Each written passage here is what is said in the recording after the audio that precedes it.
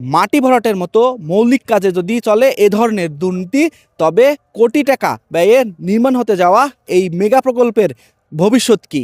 বলছি পূর্বাচলে নির্মাণ হতে যাওয়া আন্তর্জাতিক ক্রিকেট স্টেডিয়ামের কথা।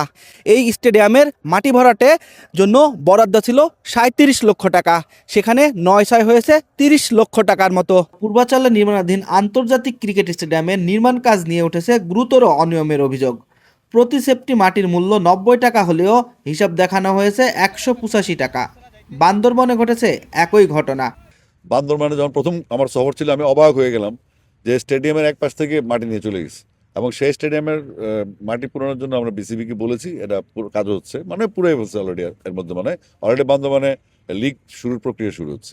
এদিকে বিসিবির গ্রাউন্ডস কমিটির চেয়ারম্যান খালেদ মাসুদ পাইলট বলেছেন, আমাদের চেয়ারগুলো বিভিন্ন মানুষ মিস ইউজ করে। আমাদের মতো অনেক ব্যক্তি আছেন যারা এই চেয়ারগুলোকে মিসইউজ করেন।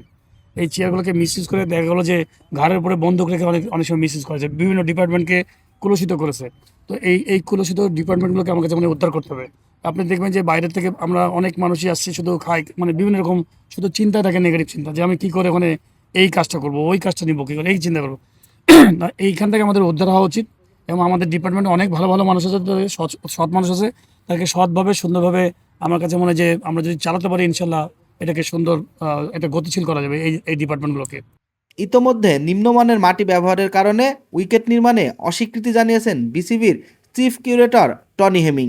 ফলে প্রশ্ন উঠেছে, এই পরিস্থিতিতে কি আন্তর্জাতিক মান বজায় রেখে স্টেডিয়ামের কাজ সম্পন্ন করা সম্ভব হবে, নাকি দুর্নীতির বোঝাই চাপা পড়ে যাবে দেশের ক্রিকেট কাঠামোকে আরও শক্তিশালী করার স্বপ্ন পূর্বাচল আন্তর্জাতিক ক্রিকেট স্টেডিয়াম?